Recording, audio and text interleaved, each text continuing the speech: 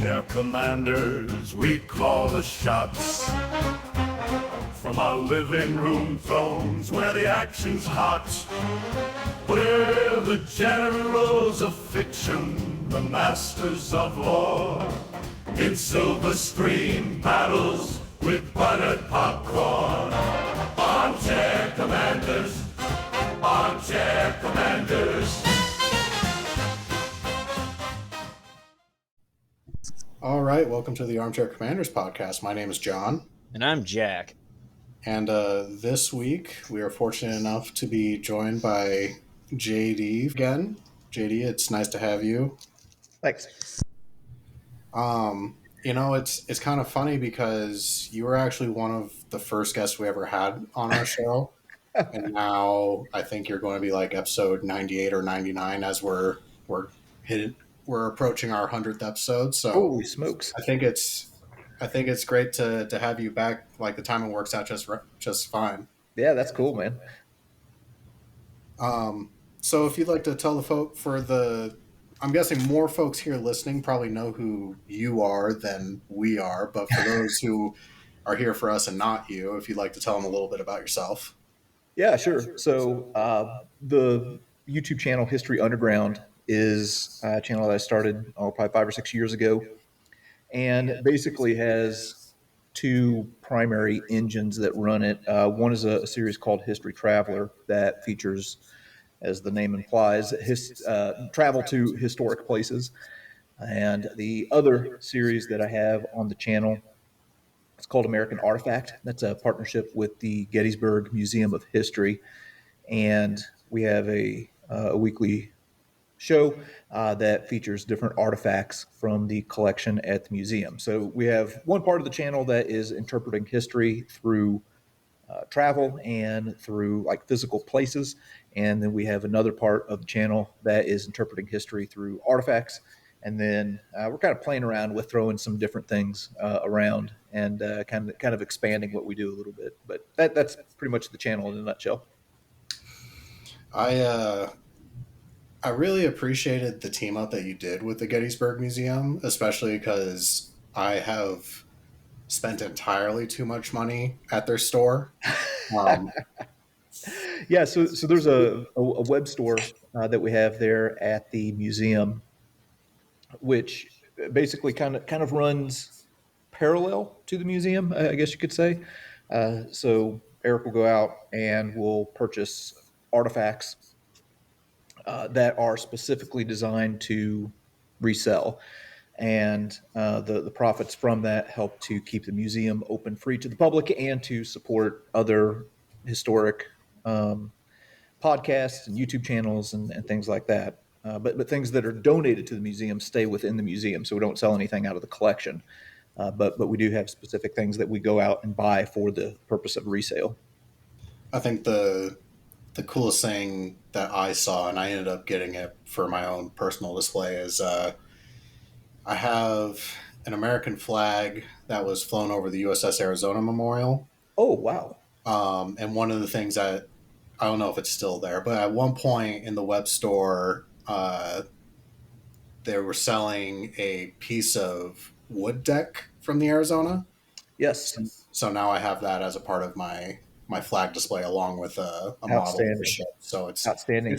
It's a fun little overall display I got going for it. Yeah. So I mean, I have things in my own collection that I've purchased off of the web store, and one of them, it's a piece of wood with a mini ball from the Civil War embedded in it that was recovered from Kennesaw Mountain. So my great grandpa was in the 27th Illinois Regiment and fought there at Kennesaw, right there close to a place called the Dead Angle. And anyway, yeah, so I kind of have, it's a little bit of a loose connection to him. So it's, a lot of people go on there and, maybe there were things that their grandpa brought back, like a German flag or, a tinny or a medal or something like that, and it got lost in a fire, or a relative, lost it or something like that. So they'll go and they'll kind of get those types of things to, replace what was lost and to kind of have a connection to an ancestor. I think that there's also like there's some like really kind of far out there stuff that, and granted, like there's a lot of things that stay posted just to be like, hey, we used to have this, just so Yeah, you know. But it's like we don't have it anymore. But just so you know, we found this at one point. yeah.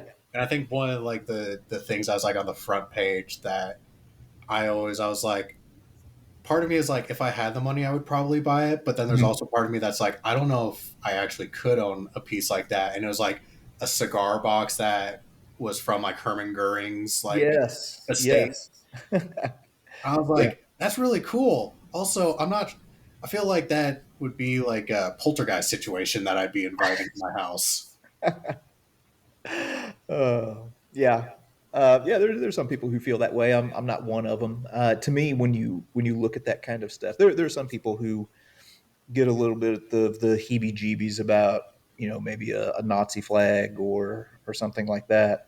Uh, the way that I look at it is that is a symbol of Allied and American victory.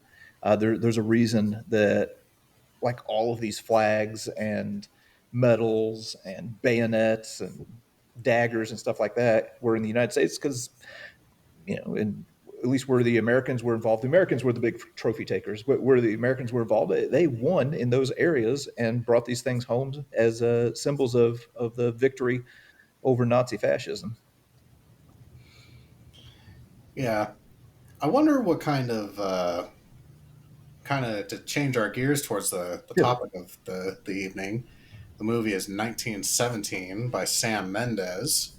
Um, you know, I feel like takebacks like it had to like obviously it is a thing in every war, but Sure. with as little movement as there was in that conflict, I feel like that's not as common. Um, I so I can't speak to that definitively. What I can say, so I've met and interviewed a lot more World War II veterans than World War One. I saw one World War One veteran my entire life. It was at a Veterans Day assembly at the college that I was attending. That would have been in 1998. So this guy was in his 100s, and I just saw him. I didn't even get to talk to him. So like at the museum, we have a lot of items that were brought back by American soldiers in World War One. So trophy taking was definitely an element. Whether it was more or less than World War Two, I can't speak to that. I I find myself fortunate because so my great grandfather fought in World War One, Okay. and a big thing that came out of World War One was trench art, Yes. and Yes. so I have a piece of trench art that he made actually, and it's just a 30-06 Uh huh. shell that he welded a little ring onto so that it could be a necklace. So Oh, I that's have that incredible. hanging up in my man cave area with his That's photo. awesome. Yeah, and another thing, maybe I mean you see a lot more of the World War II stuff because there were a lot more guys who fought in World War II on the American side than what you see in Maybe there World was War just One. cooler stuff. I don't know. There is that too. But so 1917. Yes. I know our list of movies to be able to pick from is slowly dwindling. But I'm glad we finally got to this. I'm surprised it took us almost 100 episodes to get to this movie. But I'm glad you haven't got to it yet because it's one of my favorite movies. well, besides it being your favorite, what made this your choice?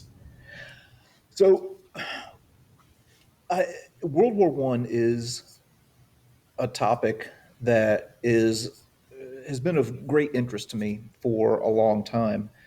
And if you're comparing it to the Second World War, or, even Vietnam or anything like that, Second World War, you can find a lot of great movies and great productions. So you got Saving Private Ryan and Band of Brothers and the Pacific. Okay, you go to Vietnam. There's you got your platoons and Full Metal Jacket and stuff like that you can go to. I was always frustrated with the treatment of the First World War in Hollywood. Like it always came up short to me. Um, so oh, there was like All Quiet on the Western Front. There were a couple different versions of that. The original version, I think, actually had veterans from the war who were extras in it. And then in the 1970s, there was another version of All Quiet on the Western Front that was made that had the guy who played John Boy Walton in the Waltons. His name escapes me right now, and it was pretty good. But there never was really just a good World War One movie in my opinion.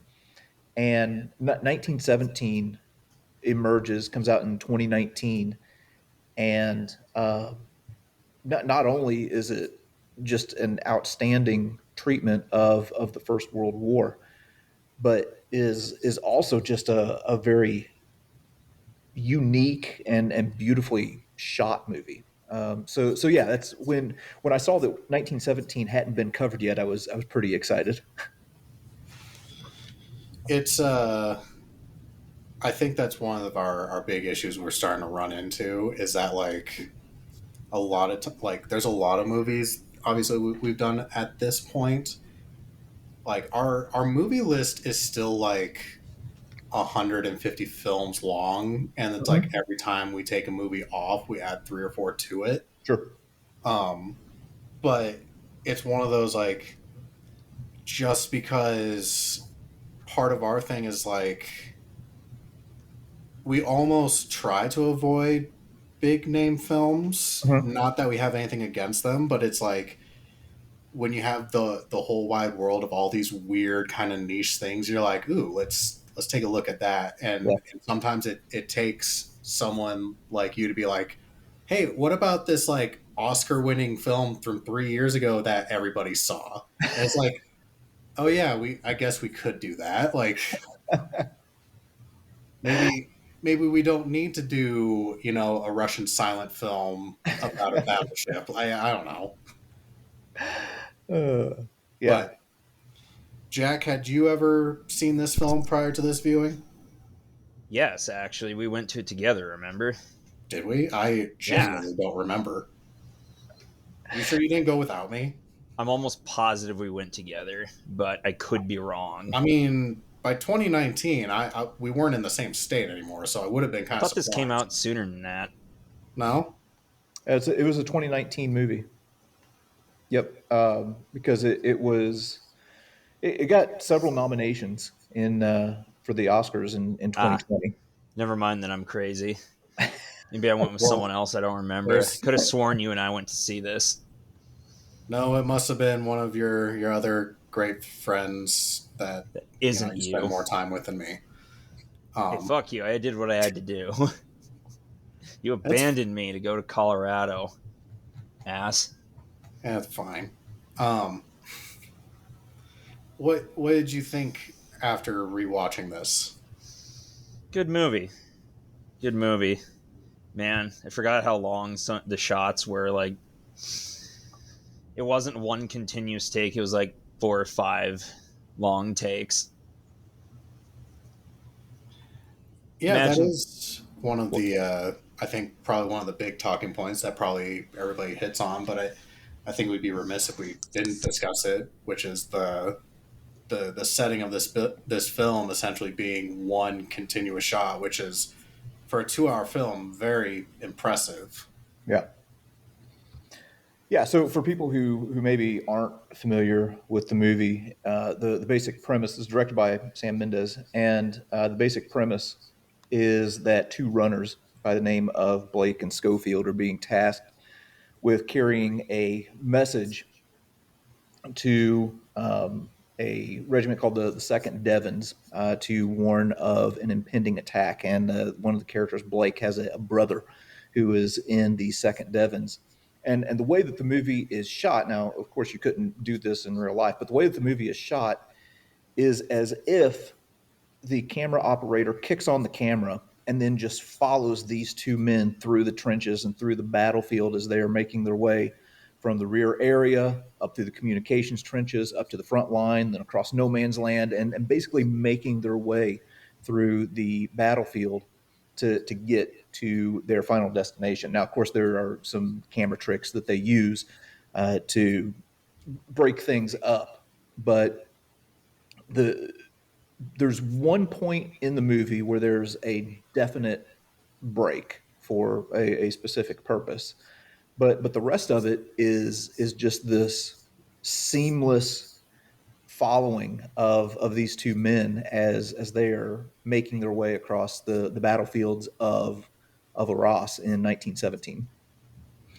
This might seem like kind of a silly thing to mention that I focused in on or I was very impressed. Mhm. Like the continuous shot for 2 hours thing, like that's an astounding feat Yeah. for a film to do. Like I recently watched a series that came out of Britain called Adolescence, and it's a 4-part miniseries about, this middle school, high school kid who kills a classmate, and it goes into the whole like incel internet kind of deal as his like kind of like serial killer type vibes. Okay. But this show also employed the single or continuous camera shot throughout the entire series. But that one was a little more easily noticeable because it jumped from character to character versus this one you're solely focused on these two main characters as they're making their trip Yeah. versus this other series where it's like, oh, we're going to these people and these people and these people, but it's like you're like rounding a corner of a hallway and it just like veers off to focusing on different people as you're. Oh, okay. Okay. So it's a little more noticeable in that sense. Okay.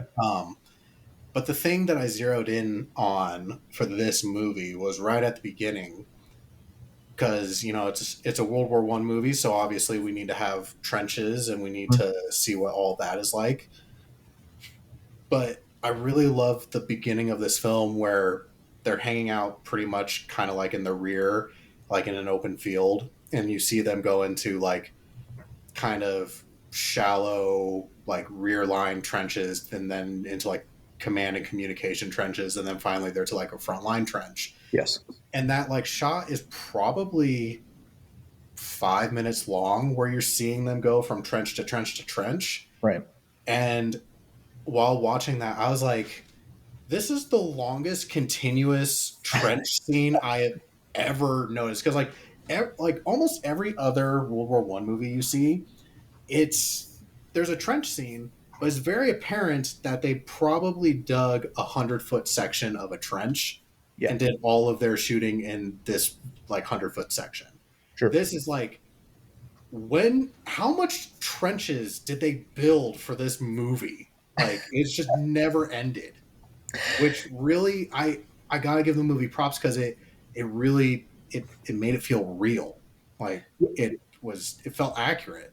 Just Yeah. unending trenches. So kind of bouncing off of that, in addition to just the artistic merit of the film and just how amazingly shot it was, the they had some really good advisors on this movie because the things there's little details embedded in the movie that if you study the First World War, you look at it and you're like, oh, that was good. Oh, they included this. Oh, they included that.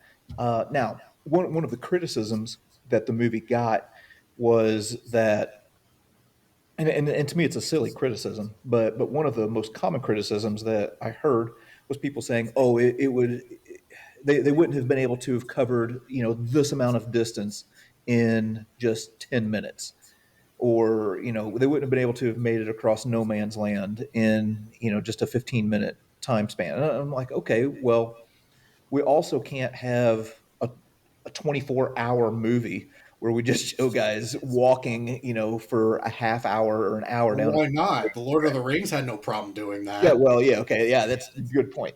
But so there's a little bit of suspension of reality when you're watching the movie because we're compressing space and we're compressing time a little bit, but that's just to advance the story. But like the uniforms look really good in the movie. Okay, and they're using actual regiments, like the Yorks and the Devons and things like that that you would have seen in Arras. When they go down into that first dugout, I mean the dugout looks good. They're using real maps from that period in the war in April of 1917. Which I don't know, maybe I'll bounce back to that here in a second and just kind of give the overall context for what's happening in the movie, because there's some historical context. It's not just a random movie where they're just throwing guys in trenches and then following them around. There's a lot of things that are actually going on that match up with the real history. But then as they're going through the trenches, I mean, like the duck boards look good. Every once in a while, you'll notice what's called a thunk hole, which is this little hole that's dug out in the side of the trench, and somebody can squeeze in there and sleep during the day. But all of that stuff looks really good. Like I said, the uniforms look really good. A lot of World War One movies, the actors look like they've just put on the uniform, that day. Everything that you see here looks worn and dirty and just real gritty. And then like No Man's Land and everything looked really, really good. In one particular scene that I'm thinking of, as they're crossing No Man's Land, you just see like the barbed wire isn't clean looking. It's really messy. It's these big bundles, and they're having to make their way through this foul environment. And I had a chance to visit the Arras battlefront. Did a series there on the channel a while back, and one of the places that I went was described in a memoir called "Johnny Get Your Gun." No connection to the Metallica song, for one. But anyway, in his book, he's describing coming up to the front line, and he looks out. Okay, it's April now. When the battle started, there was snow that was falling, but it's April, so things are kind of getting green. He said he walks up, and it's just this field that looks like it's nothing but dead grass. And then he gets to looking closer, and it's actually just this massive field of nothing but barbed wire that they have to clear out and make their way through. So things like that in the movie were just so well done. The movie is set, and I don't mean to just go off and filibuster here, but yeah. So the context of the movie, okay, you have 1916. Early in 1916 is the Battle of Verdun, where the Germans are trying to push through the fortress city of Verdun. It becomes just this cauldron that the Germans and French just pour bodies into. And then to try and relieve pressure on the Verdun front, you have the Battle of the Somme, first day of the Battle of the Somme. Famously, the British lose like over 50,000 men as casualties. So 1916 is just this brutal year, and it's followed by an exceptionally harsh winter. Well, the Germans are looking at their lines along the Western Front after these two just titanic battles, and they realize that they are spread rather thin. So a plan is made to, during the winter of 1916 into 1917, to build a bunch of concrete fortifications and interlocking trenches and things like that, and basically withdraw their lines and kind of tighten them up a little bit. Okay, and this is called the Hindenburg Line. So in the movie, it opens by saying it's April 6th. So this would have been 3 days before the Battle of Arras would have started on April 9th. So in the movie, they're talking, they're in there with the brigadier general, and they're talking about how they're getting intelligence that the Germans are withdrawing, and nobody believes it because the British simply couldn't wrap their heads around, and in real life, couldn't wrap their heads around the fact that the Germans would give up any ground at all. And then it turns out they actually did. So anyway, all of that in the movie is reflective of some real things that were happening on the northern front of Arras. This is where you have the Battle of Vimy Ridge, which is very famous in Canadian history. So yeah, there's a lot of real things that they are connecting to in the movie historically. I think it can be kind of easy to overlook that if you're not into the to World War One history. Like if you're just like a casual moviegoer or even a casual historian, I think. And when I say historian, I use that term very loosely, just because I don't know what your personal feelings or opinions on that word is, but I've always prescribed anybody who actively makes an effort to study history as a historian. And I know that's a super loose definition, but I one, don't like gatekeeping, and two, I mean, what is the ultimate goal of a historian other than to A, learn of the past, and B, preserve it by maintaining that knowledge? Sure. So if anybody, in my mind, if you pick up a history book and you decide to read it, like, congratulations, you're engaging in that art form. What is the goal of a historian if not to drive out your enemies and hear their lamentations of their women?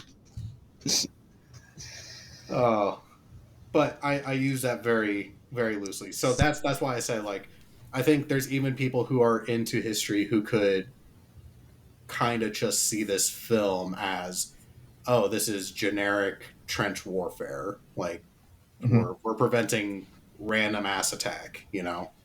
Yeah, and that's another thing that I like about the movie is that when it comes to World War One, if people know much about it at all, which a lot of people don't, at least in the United States, what is it that they know? They know Verdun, and they know the Somme. Maybe in Marine Corps history, you've heard of the Battle of Belleau Wood. Lost Battalion, maybe, because that's like Yeah, our, okay, yeah, some Lost like Battalion like stuff. Bellawood and Lost Battalion are our great claims to fame for the First World War, or like Sergeant York. Yeah, and they might know Passchendaele, even if they don't know the name Passchendaele. They know the pictures of these vast fields of just mud, Mud. and shell holes, and uh, just death everywhere. Okay, so they know that. Go up to the average person, maybe even somebody who's into history, and ask them about the Battle of Arras. They probably don't know a whole lot about it. So I was really glad that they picked that battle to interpret in the movie, because even if people didn't know that that's what they were being fed, it's exposing them to a battle that I think gets underrepresented, which is why I wanted to go there for the History Traveler series and do a big um, series of videos there, because nobody else had touched it. There were some videos on Vimy Ridge, because that's pretty famous in Canadian history, but other places you go on YouTube, there was nothing about it. So, Corporal Infection, what stood out to you? Man, this movie takes place definitely after germ theory was invented, right? Or not invented, I think but it was right about the codified, I time that guess. penicillin was coming about. Yeah, the amount I don't envy Schofield for the amount of infections he's going to get on his hand. That's a bitch of a place to get an infected cut. Yeah. So one of the things that you have to keep in mind when you're thinking about that area of the Western Front is, well, like we think of it as a battlefield. Where it's being fought is farmland. And at that time, especially, what is it that they are fertilizing their farmland with? Well, it's with horse manure, Poop. cow manure, and pig manure. So yeah, you're going through and you get a simple cut on your hand, sliced on barbed wire, um, or there's a shell explosion or something like that, and you get all of this dirt inside you. Well, it's just completely riddled with bacteria, and all of this nasty stuff. So yeah, it's a nasty conflict for sure. Well, it's Yeah. like the old adage goes: real men don't get infections. I I think another weird thing that kind of stuck out to me was like there's probably like 3 separate occasions where Schofield whips out like a perfectly clean white bandage from his inner folds of his uniform, and I'm like, how many fucking bandages do you have on you? Like, And enough. I would argue not enough. Yeah, well, all those guys would have had, some sort of med kit on them, and presumably Hankies. it would be clean. Have wound dressing and stuff like that. Besides, they're British. Don't they always carry a tissue with them or something? well, I don't know. I was like, you have a clean wound dressing, but you're keeping a slice of ham and a neckerchief in your pocket, like. Which I also appreciated that aspect of this film, as the like, despite being a supplied army, like a lot of these guys faced food insecurity Mhm. as like frontline troops, which I don't think really gets covered enough, especially when it comes to World War One. Yeah, even worse on the German side. So when the Germans, if they raided a British trench and got some tins of bully beef, that was a good day for them because the quality of the food was so much better. And of course, Germany was facing supply problems during this period of time because there was a big blockade on the country. People in the country of Germany were starving. Um, so yeah, there were attacks that, and you see this like in the Civil War and things like that too. Attacks that would get kind of held up because if they get into a spot where there was food, they would stop and just start like cramming food in their mouths. I think there's a scene in the Netflix version of All Quiet on the Western Front that depicts that quite well. Yeah, there is like they're attacking a trench and they come into Eat the basically charcuterie. a charcuterie board dugout. Yeah. Um, I did find it funny though that like despite having that like food insecurity, there's a moment when Schofield and his companion make it to the German lines. They find them abandoned, and they're like they find this hidden passageway that turns into a Tomb Raider run. Apparently, Yeah. Well, like, and you gotta jump. that was actually reflective of real life too. So that was another thing I really like when they jumped into the German trench. That's a little bit of an exaggerated version, but in general, the German trenches were much more well constructed than the British. The Germans were building their trenches to stay, okay, and they're going to have to be pushed out. The British and the French looked at their trenches as temporary dwellings. Okay, they're not going to stay there forever. They're not going to stay there for long, so they're not going to spend a whole lot of time on it. So if you'll notice in those scenes where they're in the British trenches and they cross no man's land, they get into the German trenches. The German trenches have a lot more concrete. One of the places that I went there on the Arras battlefront was a rear area for the Germans where they were doing like experimental bunker construction and like planning. You can actually see it in the different bunkers that are in this rear area. They weren't built there for you know defensive purposes, but they're just kind of, you can see they're experimenting with different concrete mixes and different things like that. So the Germans have a lot more concrete, which you see in that scene.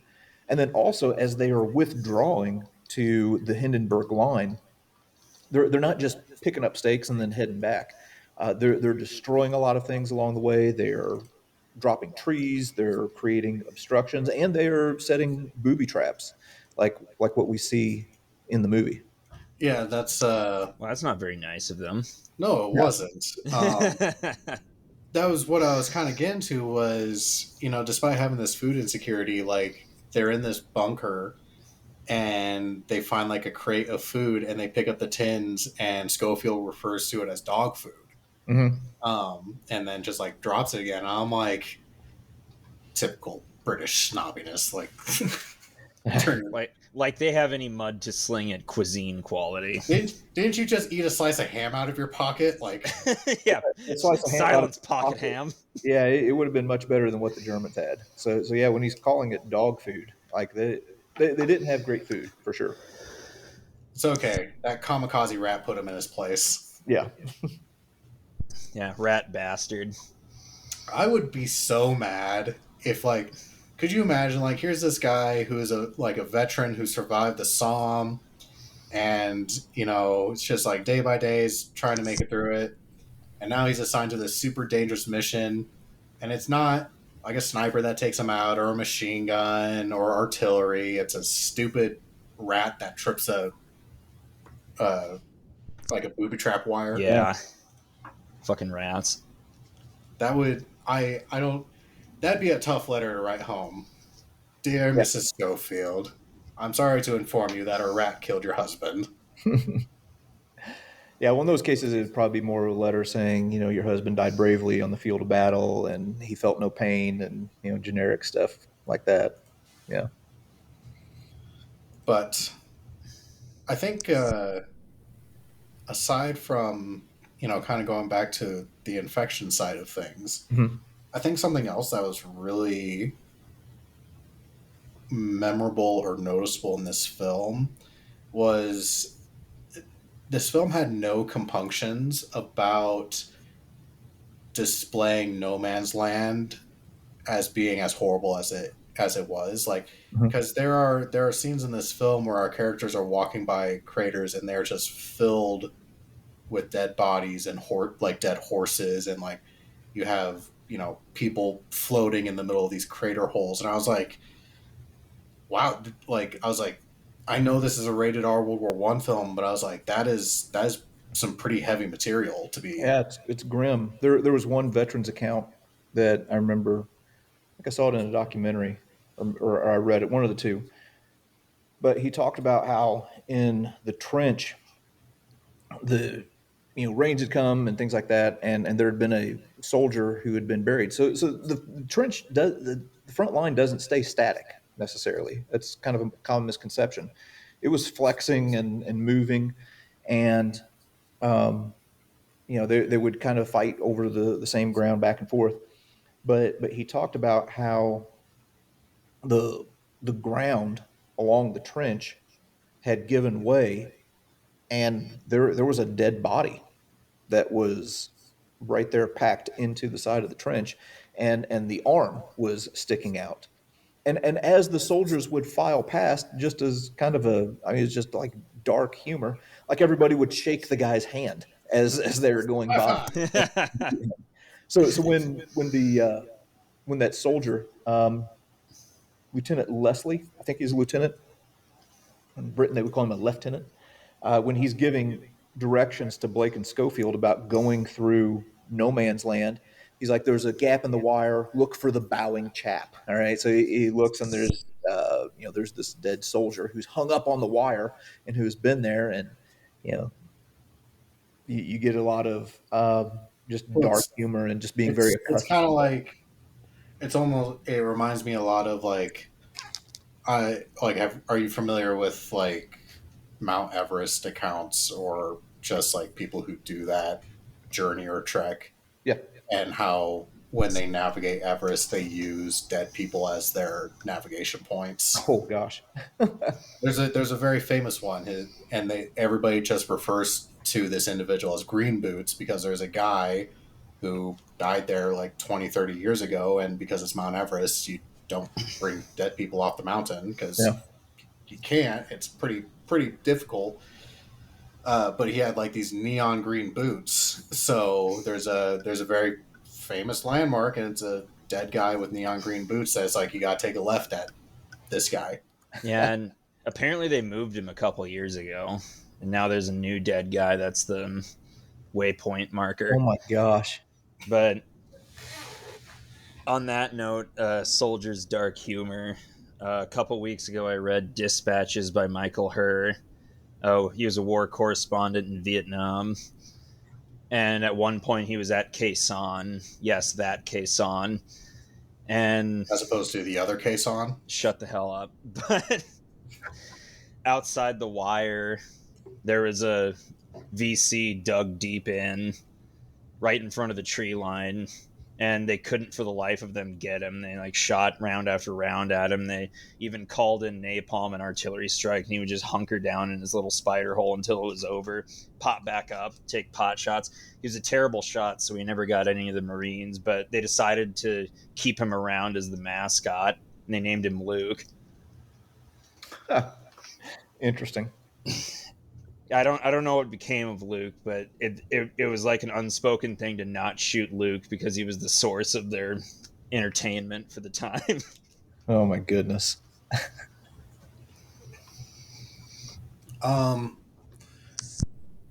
So moving on a little bit, Mm-hmm.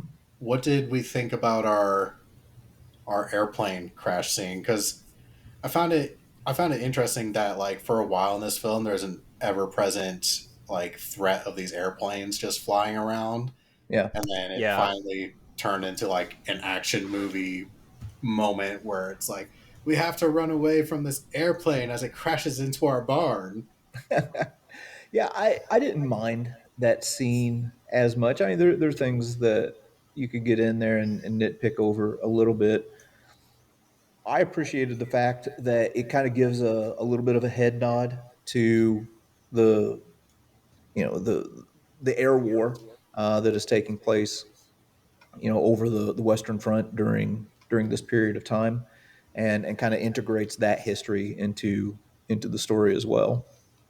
Yeah. See, I'm So, surprised you didn't pick the masterpiece that is Flyboys. yeah, You know what? I've never seen that movie. Oh my, let's you, keep it you that way. haven't. Uh-uh. It It's, is a film. as I would say, it's not a good film. So here's the thing. It is a fun film in the fact that it Is is it? a World War One air war film. Okay. And it's about the Lafayette Escadrille. I know I'm not saying that Gesundheit. right, but I don't speak French. Don't at me. So it is a. You know how at the beginning of films it's like based on a true story? Sure. This is a inspired by a true story Oh, okay. film. Gotcha. They have a very not so subtle like Red Baron knockoff. Like instead of an all red, the Red Baron. instead of a red triplane, it's an all black triplane. Nice. Okay. So it is a World War One film in the fact that it takes place there, and that's about it. Yeah. Well, see, and that kind of gets back to what some of my frustrations were about World War One movies. Is there just wasn't a whole lot that was out there, and what was out there, the acting wasn't exactly spectacular. So, That was a very loud crack, Jack. Sorry, I thought I was on mute. What are you drinking? Only the finest beers. Hams. That is quite the drink choice, Jack. Thanks. Made it myself. Did you not get paid this week? Is that why you're drinking hams? Frick off. But no, I didn't get paid this week. Fun fact: JD was not able to join us from the comfort of his home, so he couldn't really partake in an adult beverage because I think they would frown upon that at his current location. oh yeah, well, I don't. I'm actually an abstainer of alcohol. Yeah, I don't drink alcohol. So, You're a yeah, I'm teetotaler? afraid I would like it too much. So, Oh. yeah, so it's Well, strictly. if I was aware of that, I would have made this a sober episode. We try to be cognizant of that. Oh no, that's all right. That's all right. But yeah, I drink a lot of sweet tea. That's my go-to drink. It's fair enough. I think. What were you drinking? I thought I saw a Gatorade. Oh yeah, orange Gatorade right now. By far the best Gatorade. I don't know about that, but light I don't blue know. is To my be desert. fair, the orange Gatorade doesn't come in the squeeze bottles, as far as I know. No, I don't think so. I like the orange monster at the gas station nearest my house because it's sugar free and tastes relatively good. And I don't drink coffee. Fair. But I have a fun new drink. It's from Four Noses Brewing. Princess Yum Yum. No, that's the Denver Brewing Company, but thank you for remembering that. anytime. I don't know if you've ever heard this story. It was actually you were probably on long before this event even occurred. But mutual friend Matt Leach, Oh yeah. we had him on, Okay. and we were reviewing this show, and it came to the part where we were talking about what we were drinking, and he's like a typical Englishman, so he's drinking a proper drink, if you will. And it gets to be my turn, and we're like, oh, so what are you drinking? And there's a local brewery here called the Denver Brewing Company that makes a raspberry flavored beer, and they gave it the most absurd name ever, which is Princess Yum Yum. That is an absurd name. So I was like, yeah, I'm drinking Princess Yum Yum. It's a raspberry flavored beer, and The look of English disgust on his face too. it's like it's like if we were in the same room, I would be kicking your head in right now. So I have a more proper beer today.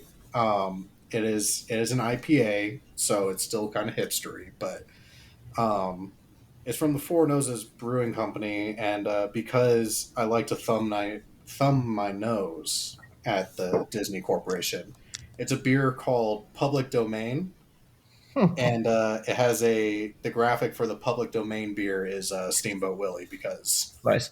Disney doesn't own that anymore. Nice. Which I don't know. Do you think that horror film that's coming out with Steamboat Willie counts as a war film? Yes. Let me just answer that. We'll add it to the list. Who's making that? Is that going to be a Rob Zombie film?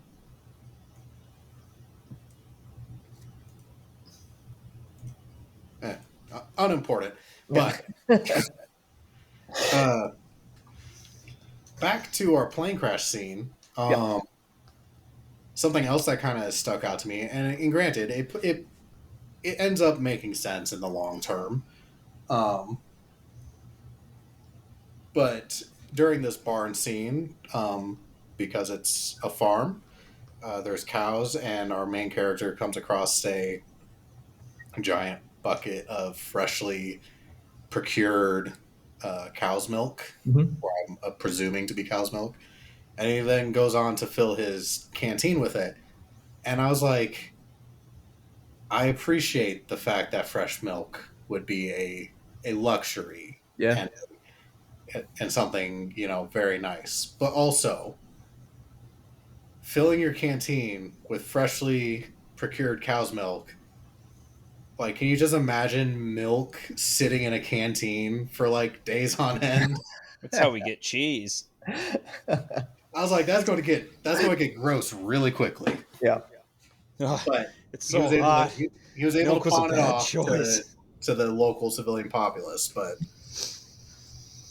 that was my first thought. I was like, man, you are just ruining your canteen. Something tells me that milk wasn't treated either. No, I don't think it was pasteurized. But it would have been the first country to have pasteurization. Yeah, that's something else that's cool about the movie. Advancing on from the plane scene, one of the villages that they have to go to in order to get to their final destination is the village of Acoust. And Acoust is a real town right there along the Arras battlefront. Now, there are some artistic liberties that they take. If you go to the actual town of Acoust, and it's this small village that exists there today, there's not like this big raging river that flows, through the. There's not a waterfall. No, there's no big waterfall or anything like that. So if you go to Arras and you're looking for that, you're going to be a little bit disappointed. But another thing that the movie I remember getting gigged for a little bit is in the final scene. They enter into basically what looks like just a freshly dug trench in the middle of a cow pasture. And some people were like, "Oh, what is this? That it's too clean. It's World War One. The trenches are supposed to be muddy. They're supposed to be awful." Okay, Yeah, it looks like fresh sand almost. yeah, yeah. What that actually is chalk. So that area is what's called the chalk downlands. And if you go into the city of Arras, there's this vast underground network of tunnels from ancient mines that go back to like the Middle Ages. And they before the battle, they actually had thousands of soldiers go into these underground caverns that had been mined out, over the course of centuries, and advanced to the front line. They had a bunch of New Zealand tunnelers who were digging up the front, and then these guys were just like coming out of the ground and attacking on April the 9th. So anyway, as the Germans are withdrawing back and the British are advancing, and when I say British, I mean like Empire forces, so that includes the Canadians and South Africans and whatnot. I gotta say, for a moment, when you said Empire Forces, I immediately thought Star Oh, Wars. Star Wars, yeah. Which is great because You're when we're close. filming this, it's Star Wars Day. So Oh yeah, it's true. It is. But anyway, as they're advancing, they're digging new trenches, and again, as I was saying, the front was, even though it was on a large scale kind of static, there's a lot of movement. There's a lot of flexibility that's happening with the lines, and this shows the advancement of the trench lines with these freshly dug trenches. So where some people looked at that and were like, "Oh man, this isn't accurate. This isn't real." That was very reflective of what it would have looked like in that area. I I think I appreciated that because it also like going back to what you said earlier about lines being flexible, like Mhm. it breaks the mold of what a standard trench looks like. You Oh know, yeah, yeah, very much so. so like geographics, like the geography of it set aside, like a new trench is going to look like a new trench, Hmm. and like there are new trenches being continuously built. So Yeah, like regardless of why people are griping about it, like I don't see a reason to really gripe about it. yeah, and again, it's something that I appreciated about the movie because it introduced something that was reflective of reality and at the same time very new to people, that they may not have known, that this is how things looked at one phase during the war. I mentioning the new like the chalky trenches, Hmm. that leads me to probably my favorite scene out of this entire film, which is right before he gets to the trenches. Is they're in the wooded area, and he finally links up with The the second Devons. Yeah. second Devons. They're in this wood area, and they're just chilling there because they're supposed to be the second wave after the attack begins.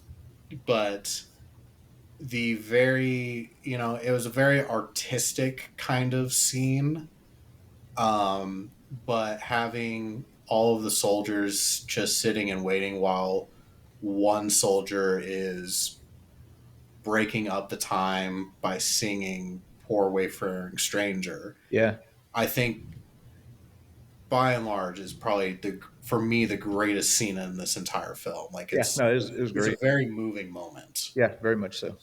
especially with like all the chaos that Schofield has dealt with leading up to this point in time.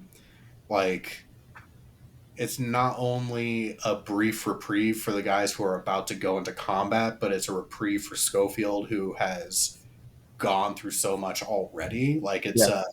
it's a great little intersection for him and for this group to meet each other.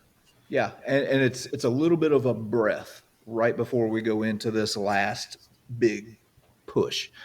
Um, yeah, yeah, and then I mean, of course, there's the big scene where he finally gets up to Colonel Mackenzie, and to me, this is a movie that you can't or that you shouldn't just watch once. I've watched it several times. I like it that much. But it definitely deserves a second viewing.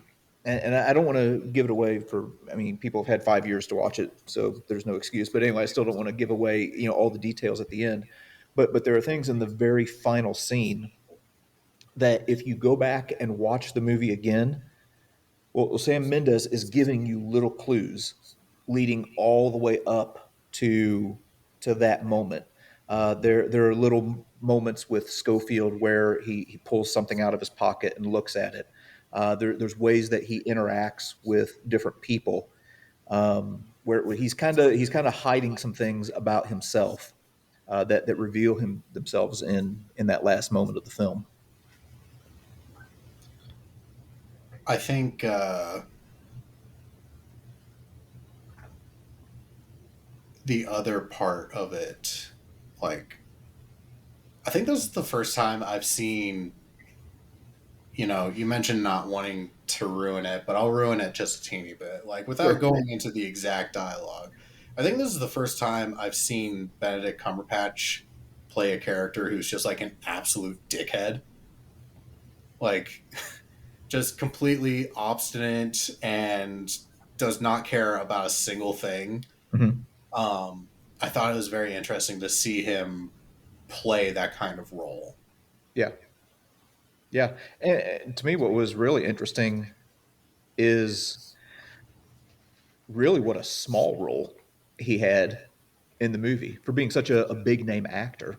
Oh yeah, He's he like, especially by this point, because if I'm not mistaken, uh, Imitation Game and the Sherlock series, this is all post. The Hobbit was all before this film. Yeah, yeah. I Right. think I think this is post Doctor Strange. I think he'd at least been introduced as a character Yeah, in the this is Marvel Cinematic Universe. he's in this long enough to barely be more than a cameo, basically. Yeah, yeah. That's basically about But that about sums it up. he has like 2 minutes of screen time, but man, does he sell it? Yeah, yeah. And to me, that makes it more effective. It's a big, powerful punch. On his part, right there at the end. Um, Jack, what did you think of Benedict Cumberbatch? He's a pretty good actor. Old Benadryl calculator. Um, I think But he's definitely played an asshole before in Sherlock. Not that I watched that. I think I saw like one or two episodes of that. Like, Sherlock was difficult for me because like a single episode is essentially a movie.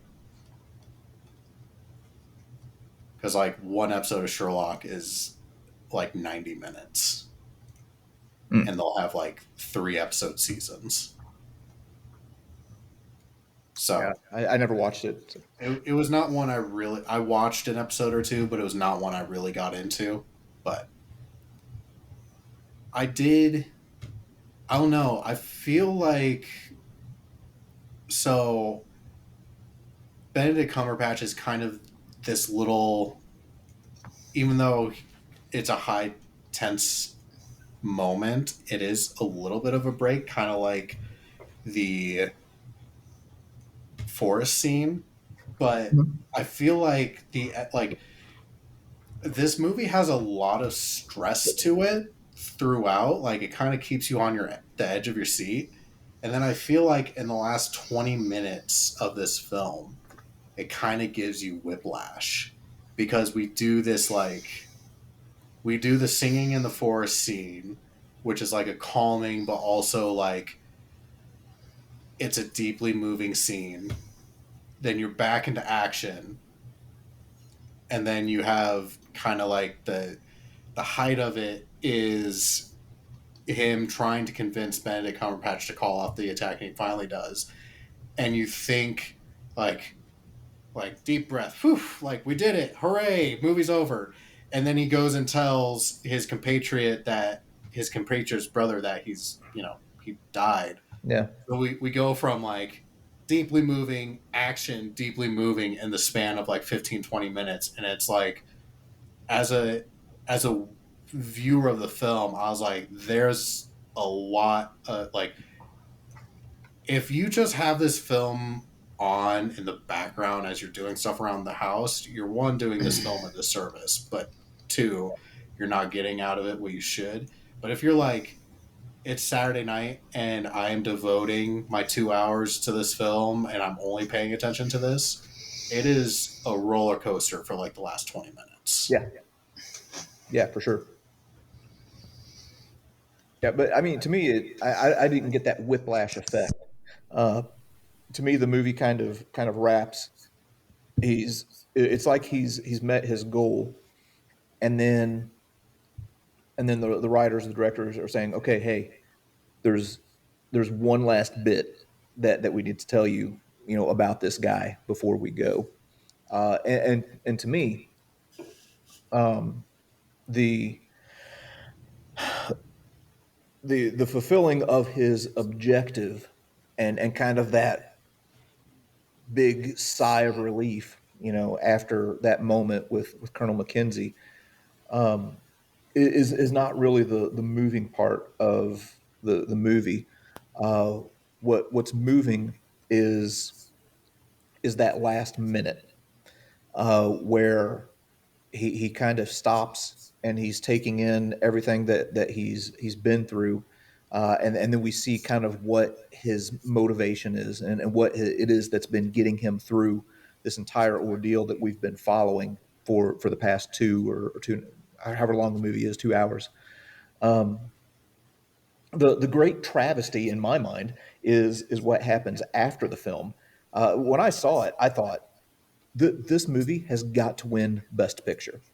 Now, I've lost all faith in the Academy Awards in recent years. It's pretty rough. It did get some Academy Awards, I believe, for cinematography and for visual effects, which it's definitely deserving of that. I think it's cinematography is one of the best movies that is out there. And I have the list pulled up here. So it got nominated for 10 categories Yes. and it won three of them. It got cinematography, which I completely agree with, sound mixing, and visual effects. Yeah. Now it was nominated for Best Picture, and here are the movies that it was up against that year.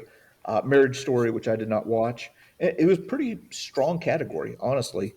Jojo Rabbit was up Okay. Good that year. movie. That's a pretty strong contender against it. Yeah. Little Women, The Irishman. Okay, so Yeah. Robert De Niro, Scorsese. Kidding. Once Upon a Time in Hollywood was up for Best Picture that year. Okay, now Joker. that I know we saw together, DP. We did see Once Upon a Time in Hollywood together. I'm Okay. not crazy.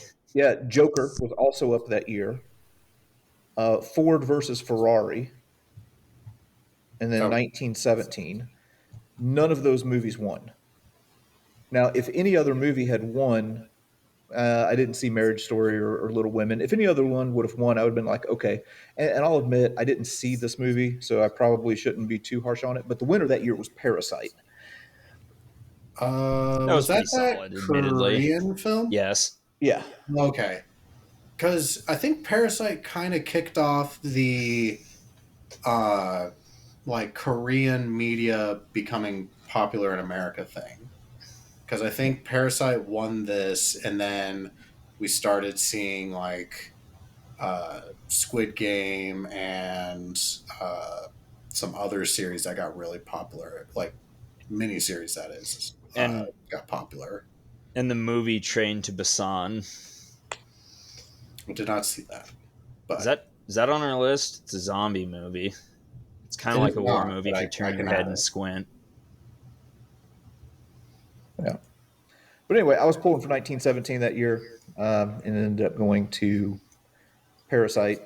Um, but Huh. anyway, the fact that it got nominated for so many, and actually did win a few, I think kind of speaks to the, uh, the nature of the film, and it's a solid film. And yeah, definitely one that people should watch if they want Well, to understand a little bit more about the Great War. if it makes you feel any better, 1917 won the British Academy Film Awards Best Film category. So Well, that makes me feel a little better. it was. So for the British Academy Film Awards, it was nominated for 1, 2, 3, 4, 5, 6, 7. Yeah, it was nominated for 10, and it won 8 of them. So Okay. the British recognized its quality. But I'm looking at completely unrelated, but I just wanted to note this because I had no idea that this was a thing. Apparently, Renee Zellweger won Best Actress for playing Judy Garland in a biopic about her, and I didn't even know they did a biopic about Judy Garland. Oh, no, that's the first I've heard of it. So I guess I'm going to have to watch that. But Yeah. Hell yeah. Yeah, That's a new war one. movie, right? you'd think that would be kind of bigger. I feel like that would have been that seems like a very Hollywood film. You'd think that would have been pushed a lot. Yeah. I mean, given what they did to Judy Garland. Oh, you're trying to sweep it under the rug? I'm not, no. This is this conspiracy for you, Jack. You get to explain to me why you're trying to hide Judy Garland and the abuses that she I am faced. doing no such thing. I'm saying Who that would've- Hollywood's who would've trying to cover it you up. and what was his name? I don't even remember. I was going to make a terrible joke, but it's probably for best that I didn't. We're so close to Judy. 100. We haven't been canceled yet. Yeah. That's got to count for I'm something. trying my damnedest, okay? We were making a. It's kind of funny. So I don't know if you recall discussing it from, 2 years ago when you first joined us talking about Monuments Men. Mm-hmm. But you briefly discussed talking about Master and Commander and kind of how you weren't the biggest fan of that film. Yeah, a lot of people love it. I just never could connect with it. So at the time of this episode, the plan is Master and Commander will be number 100 for us. But Oh, okay, cool. we already tried recording it and we ran into some major issues. So Again. we had to. We'll have to reschedule it, and hopefully we can get it in to be our 100th episode. But You know what? Let me just say right now, at least it picked a somewhat decent time to crap out on us. It's not like we recorded a whole goddamn episode and then it just yeah, we have had that. I don't know. Here's a little behind the scenes thing that maybe some people would appreciate. What is the most complete project that you have done, or was a project you've put the most effort into, not including your camera gear getting stolen, but like was the most complete thing that you've had where you completely lost it? Oh, early on in the channel, I traveled to Colorado, went out in the middle of nowhere in East Colorado to a place called Sand Creek and shot a whole bunch of stuff on the Sand Creek Massacre, which occurred out there during the Civil War. what did you shoot? Well, it's not on film, yeah. Yeah. Anyway, shot a bunch of content on the Sand Creek Massacre. Content and nothing else. And then when I got back, started looking at the footage, and the wind was just howling out there the day that I was out there.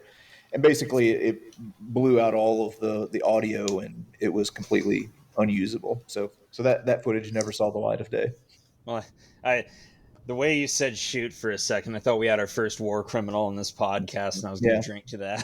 Yeah, poor choice of words.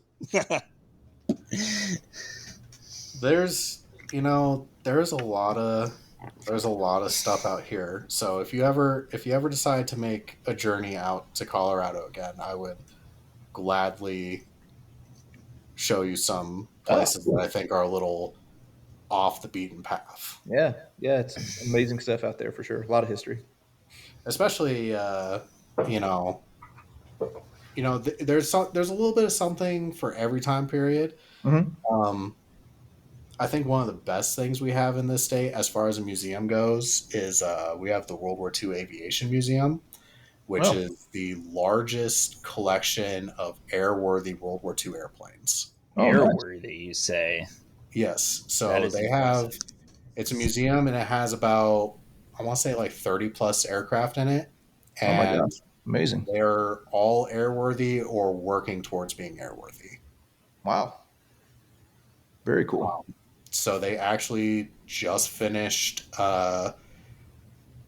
It's the second airworthy Helldiver just got added to their collection. Wow. They have 2 or 3 Avengers in their collection. They have a B-25 there, which was actually a film prop for the movie Pearl Harbor. Yeah. Uh-huh. Wow. I don't know if I would So advertise that, but you Yeah, know. it's really nothing to brag about, but whatever. the big one that draws a lot of people is they have one of the few. It's it's either the only airworthy or it's like one of two, but they have an airworthy Dauntless there. Oh, yeah, So, nice. but they have that. They have a P-38. I think they have a they have a P-47 too. So Okay. it's a very impressive collection. Not to mention they have a lot of weird stuff. Like there was this guy who was a radio operator during World War II on B-17s, Mm-hmm. and his retirement hobby was ham radios because the military trained him to be a radio operator. Sure. So he's like, I'm going to play with this. And as his retirement hobby, he decided to make a 1-to-1 replica of the radio compartment of a B-17. So Yeah. All right. they have like 1/10 of a B-17 in their collection. Yeah. Fascinating. Why the radio room? Eh. Yeah. I mean, yeah. I guess if that's his thing. If he was a radio enthusiast, yeah, it makes sense. Yeah, that's cool though.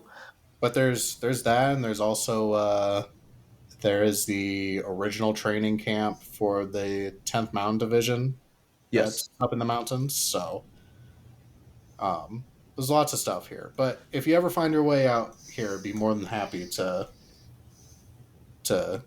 point you in some directions. Yeah. Cool. Yeah, I appreciate that, man.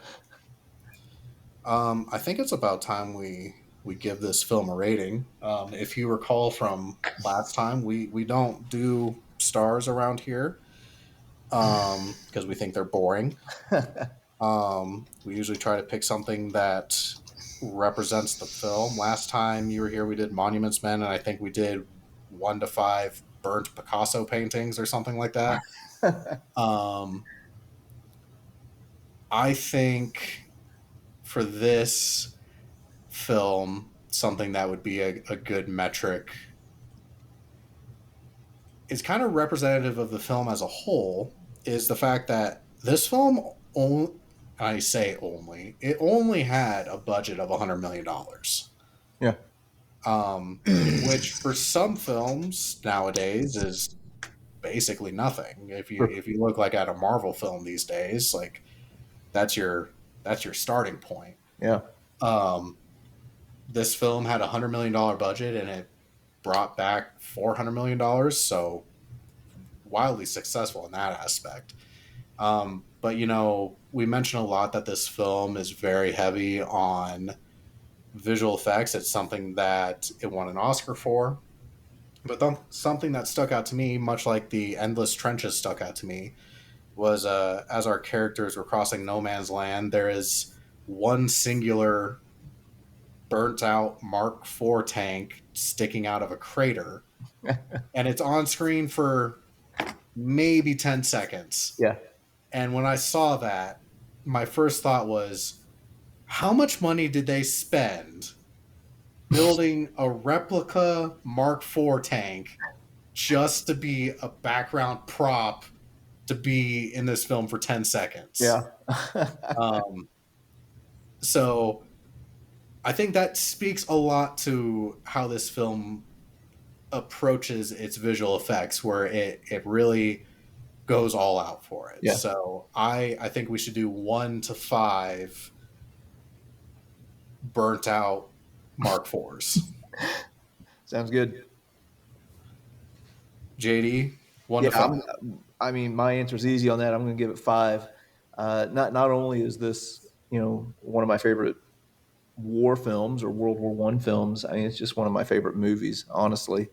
This is one that if I want to pop on a movie just to watch, this is one of the films that I will do that with. Fair enough. Jack, 1 to 5 burnt out tanks. I give this 4 burnt out tanks and an infected hand. So How much is an 4. infected hand worth? I don't know, 0.4, 4.4.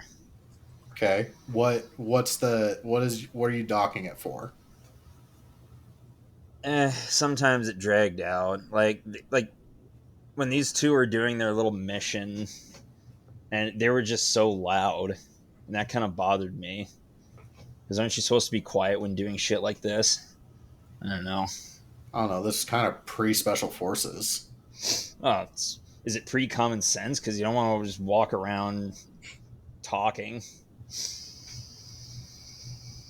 and giving away your position and shit. You gotta kill the time a little bit. They have a ways to walk. But for all they know, there could be stragglers or snipers or some shit. And lo and behold, there was. Yeah, well, war is a learning curve, okay? Either you learn. If you don't, you die. All Okay. right, let's hear yours then, Gene Siskel. I want to give this... You know what? No, I'll give this the 5 out of 5. I really wanted to incorporate a canteen full of milk into my rating, but genuinely, I don't have any gripes about this film, so it's just going to get the 5. 5 burnt out tanks and a canteen full of milk that will soon become cheese. Yeah. It's a 5.25. I'm breaking the 5. Well, anyway, this is interesting because it has exactly an 88% on the popcorn meter and exactly 88% on the thermometer. So the critics and the audiences are in rare solidarity with this. There we go. That feels like cheating to me, Jack, because 4.4 would equal an 88%. There you go. I'm based. Fucking cheater McCheater pants. Ass McAssface. Okay. So that's been 1917. Great movie choice, JD. I'm glad we got around to it. And it's great having you, like I said earlier, you were, I think, like our second, maybe third guest. Like, you were one of our earliest guests, and to have you back right before we bridge our 100th episode mark is it's been great having you back. Yeah, man, appreciate it. Yeah, good to have you.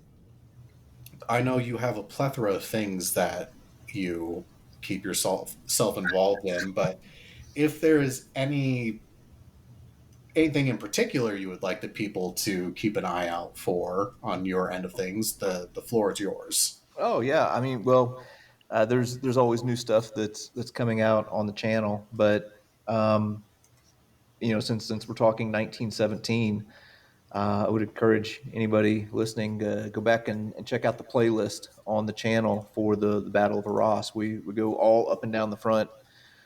You can watch the movie, see what it looked like there, and then see what it looks like in real life, and maybe hear a few stories that give you a better picture of the battle and maybe teach you a few things that you didn't know before about the Great War. I highly recommend it. Most of JD's stuff is a banger. So thank you. Indeed. I gotta say, when are you going to hit up Vietnam? Working on it. I imagine that'd be a little more difficult of a series to accomplish, but yeah, I'm working on it. I've been kicking around some plans. Just like everything, it's time and money. So as soon as those things come together, I'm definitely planning on getting to Vietnam. Yeah. Well, keep my fingers crossed for the day that comes. We are actually about to embark in a new series ourselves. I would imagine you're probably familiar with Dungeons and Dragons. At Familiar least with it. I know what it is. Yeah. so we are going to be doing a Dungeons and Dragons style game, but it is Vietnam. So instead of dragons, we'll each be creating our own little character to make up a squad, and we'll be doing a campaign that is Dungeons and Dragons type style, but a Vietnam campaign. So for our listeners, keep an eye out for that in the Interesting. future. We're going to start recording that here in the relatively soon. We'll Yeah. start Interesting. recording that.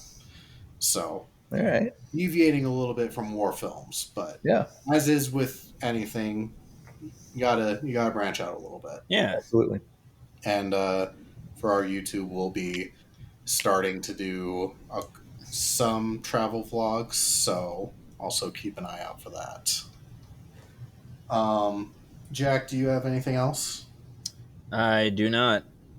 Alrighty, well, if you've enjoyed this episode, please go give JD a follow at his various channels and pages.